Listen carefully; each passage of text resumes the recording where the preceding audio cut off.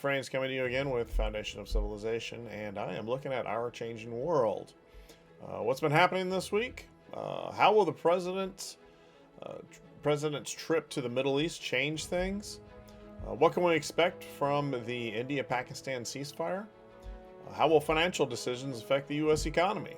Well, let me give you a rundown of the events of this past week, and I can give you my analysis of what is happening. It is May 17th, 2025, and let me start with the bedrock, the foundation of our world trade, which is oil. And West Texas Intermediate oil ended the week at $62.49, up just slightly. And Brent also up slightly at $65.41. And the OPEC baskets ended at $66.02. Gold retreated some this week, back down to $3,200 and $201.22. Silver ended the week at $32.28. The recent drop in gold and silver seemed to indicate that investors are feeling a little better about the stock markets and a willingness to remain invested in the markets instead of the tangible assets. The Baltic Exchange Dry Good Index ended the week at 1267. The thing's still a little flaky in movement. And a move that shocked no one who has been watching China's and the United States economies. The two nations came to a resolution to reduce tariffs on each other's products. I want to be clear, this is not a treaty. This is not a trade deal. It is a pause in the tariff war that has been going on so they can reach an agreement and sign a trade deal. China agrees to reduce tariffs to 10% from 125% for U.S. goods, and the U.S. agreed to reduce tariffs to 30% from 145%. This is just for 90 days. Then we could be going back through all of this mess again, although I think that if we have positive movement, then we can expect that there will be a pause to the tariffs. In another earth-shattering move, the U.S. president took a trip to the Middle East. For those not paying attention, this was world-changing. The last U.S. president was trying to refocus our attention on Iran and excluding our longtime allies in the region. This U.S. president flipped that back, came away with trillions of dollars in promised trade deals. $600 billion in Saudi Arabia, $142 billion in defense contracts. There was also $1.2 trillion from Qatar, which will be interesting because Qatar's economy is not nearly big enough to support that, so it's going to take decades before that comes to fruition. But they've made the deal, they've made the promise, and so we will see how it turns out. One country, interesting move here. One country that the president did not visit was Israel. There is some concern of a rift between the Israeli prime minister and the U.S. president. Still, I expect that if the U.S. president is pressured, if there's trouble, that they will come to Israel's aid whenever called upon. Military and naval deployments, they have kind of remained the same for the past several weeks. ISR is still flying up and down the Mexico border, the southern U.S. border, and grabbing information. And I have a feeling this is where we're getting the information to go after the Sinaloa cartel, which has seen quite a few arrests lately. I also wanted to make a note, those 6 B-2 stealth bombers that were at Diego Garcia have returned home to Whiteman Air Force Base in Missouri. But they were replaced by estimated 2 to 4 B-52s. Of the 293 ships in our Navy, which is actually interesting because last week I believe it was 294, So either somebody updated something or we lost a ship. When I say I lost a ship, one probably was decommissioned, and so it's no longer available for the Navy to use. Of those ships that are still on the books, 103 are deployed, 74 are underway. The USS George Washington is still in Yokosuka, Japan. USS America is in Sasebo, Japan.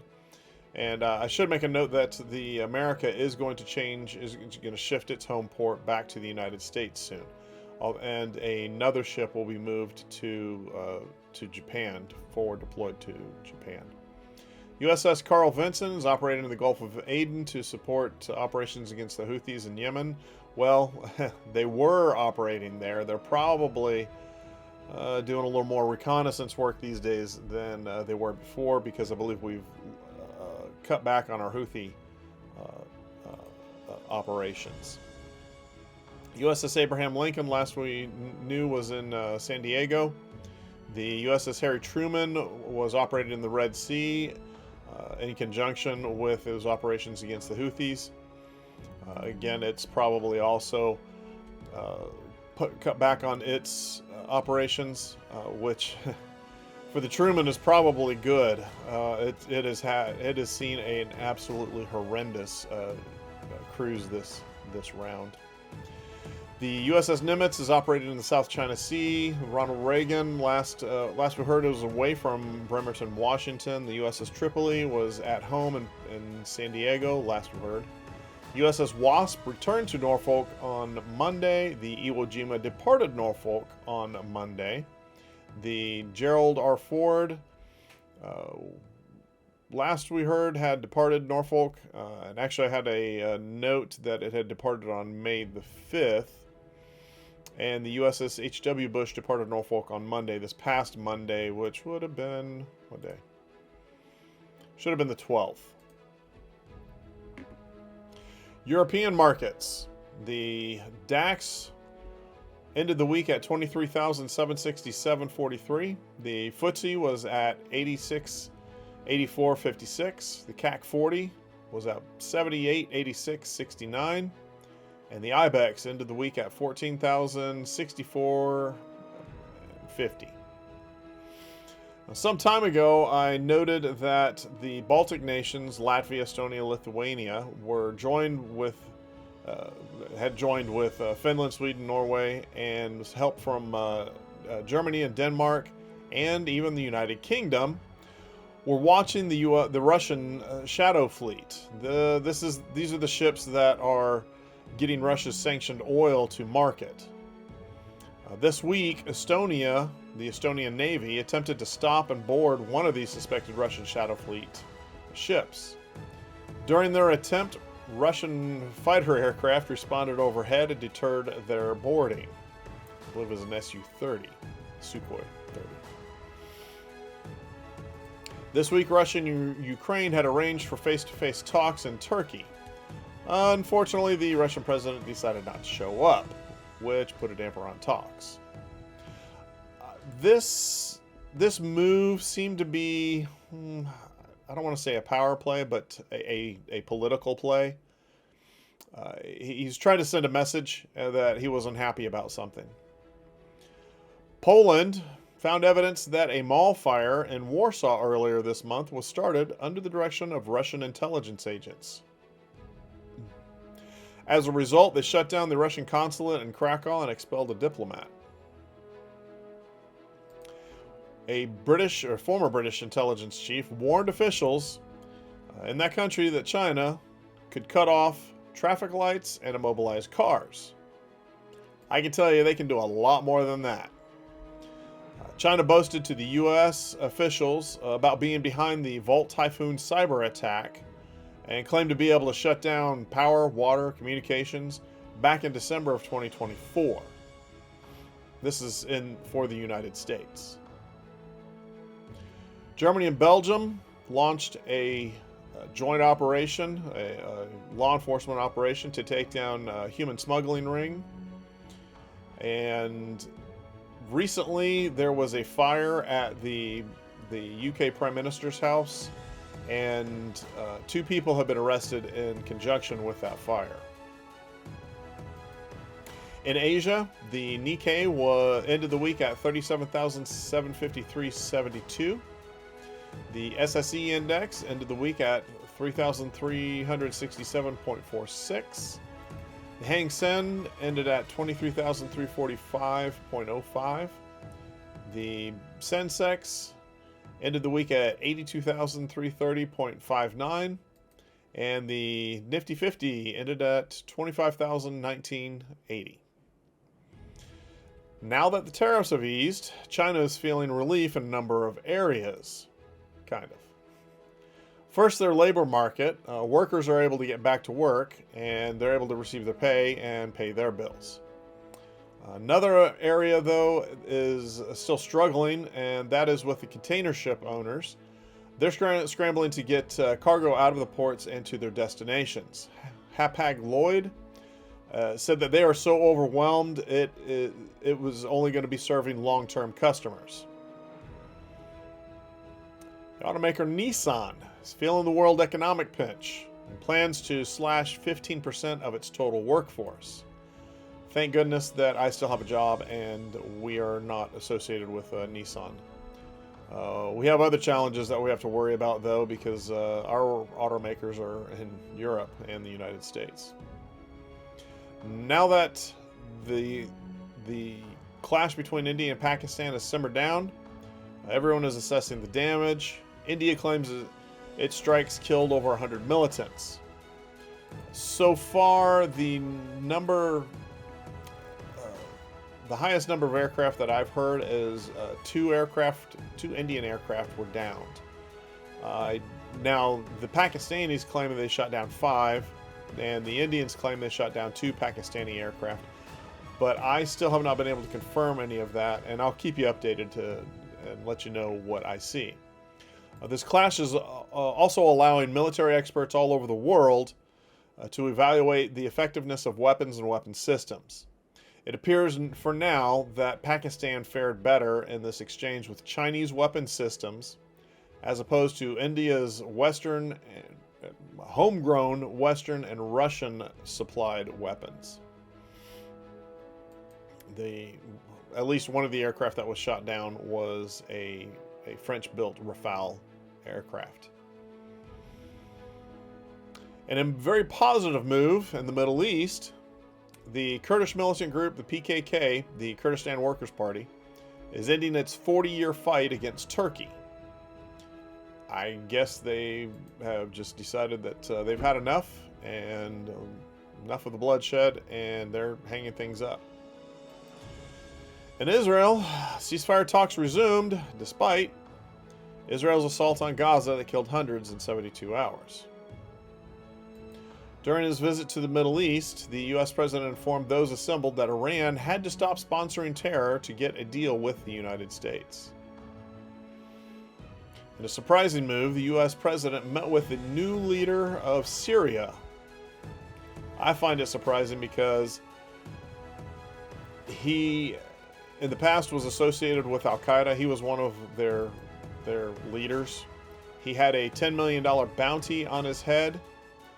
And recently, he has watched his country, after his country, Syria, fell to him from the Assad regime. Gangs have gone around and started conducting ethnic cleansing. This going against different communities, the Alawites, the Christians, Druze, whoever else they can get a hold of. In Africa, we've had some serious incidents this past week. I don't know if I'm going to get this name right or not, but I'm going to try.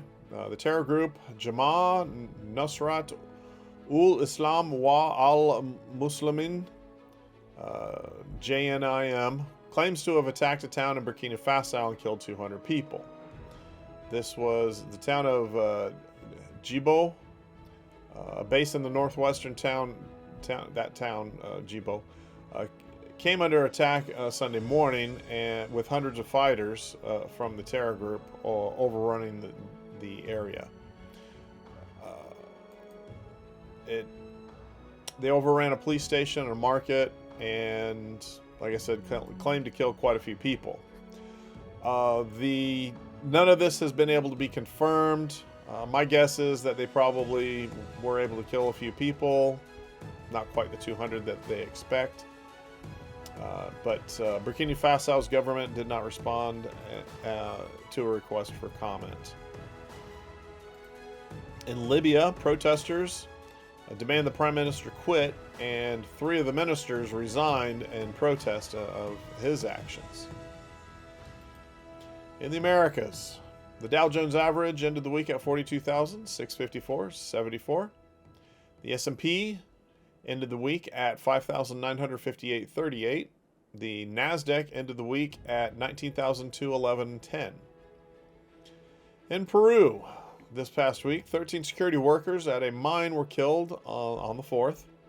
This was in Pataz, in Northwest Department of La Libertad. In Mexico, we had another disturbing development. Attacks on politicians are common in Mexico, especially at the local level.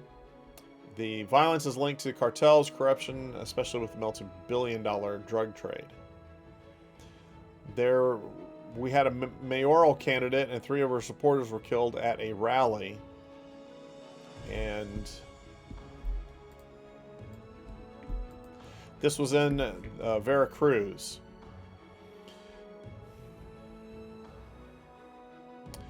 This killing comes 2 days after Cecilia Rubalcaba, a council member in Mexico's western state of Jalisco, was gunned down in a hospital. Last month, we also saw Jose Luis Pereira, city government leader, who was shot dead while dining at a restaurant in Jalisco. In December of 2024, Mexican congressman who was a member of the ruling coalition was shot dead in Veracruz also. The trouble is that this kind of killing is working its way to the United States. We've had gangs targeting people who cross them. We have to get control of this now. In fact, we've had recent surveys conducted that show that a lot of over 50% of the respondents agreed with assassinating the current U.S. president. That is not the direction that we really want to go. It's 3 years till we start looking at somebody new, and we don't want to start engaging in violence against each other. In another incident at the Newark airport, it suffered a third outage in less than 2 weeks. Now, I need to make a note here also. The hotline between the DC Air Traffic Control and the Pentagon has not worked since 2022. I believe it was May of 2022. That is just absolutely unacceptable. I noted this past week also that there's a lot of money that has been missing, and they keep saying that they're going to work on infrastructure. Well, this is just another example of how it's not. The people, the bureaucrats and the politicians that are up there now are not doing the job that they have been hired to do. On Tuesday, a former National Guard member in Michigan, Amara Abdul Majid Muhammad Saeed, 19 years old, was taken into custody after it was found he was planning an attack at a National Guard base. There's a lot of things here that I don't think are an accident, and the rhetoric against the United States has got to stop. This guy felt like he should be able to go and shoot things up, and that's just unacceptable. Down in New Orleans, 10 inmates dug their way out of the jail and escaped. And fortunately, I want to say some of them have been captured already. I know one of them has been captured at least. and hopefully the rest of them have been also. In a sign of good news, inflation is stabilizing. Wholesale prices dropped 0.5% last month. In a bit of bad news, U.S. credit ratings downgraded by one notch. Moody's downgraded the U.S. debt by one notch. And this is the first time that the United States has seen this happen. And it is, well, it's a disturbing trend.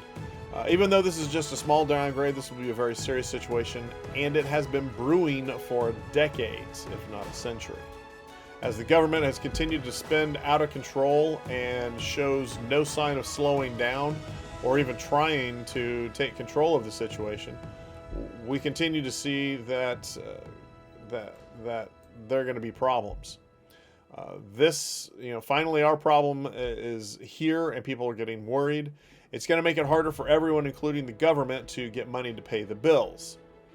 I'm going to go into more detail on this on another podcast later this week, but I want to put some stuff together for it. But this is very concerning. It has, and people want to point fingers. It doesn't matter. It doesn't matter which politicians are in charge or which bureaucrats are in charge. Everybody seems to be having fun taking advantage of the U.S. taxpayer.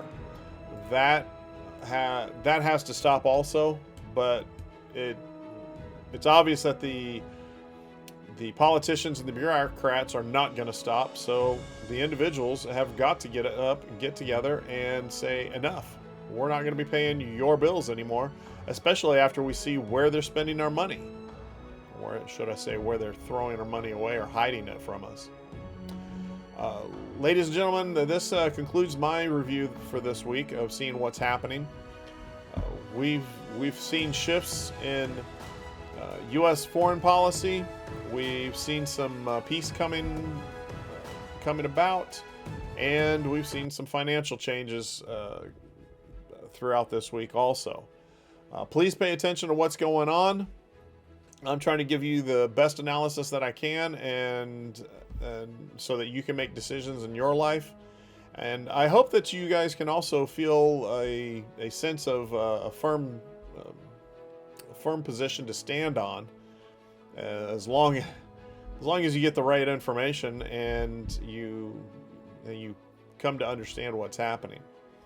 Much love to everybody. Please get out and hug your kids, hug your families, brothers, sisters, whoever, and go get to know your neighbors a little bit better. Please like, share, and subscribe. I really appreciate it. It has helped. I had some great success over the past couple of weeks, and I hope to replicate that again very soon. And I look forward to talking to you all again very shortly. Have a great rest of your evening. Thanks. Bye.